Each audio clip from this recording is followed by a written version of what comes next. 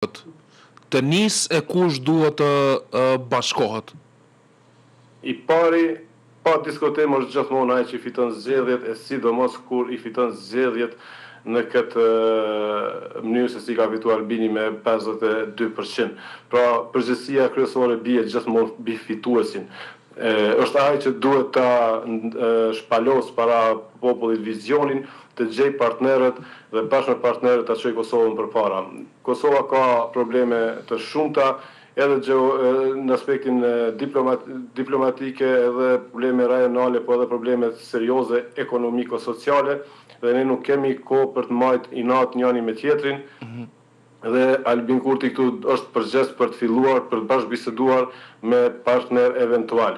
Pastaj normal që i takon edhe partive të tjera dhe gjitha palëve të tjera që të ulen dhe të jenë sa më pragmatik. Çfarë do thotë të jenë pragmatik të gjitha palët?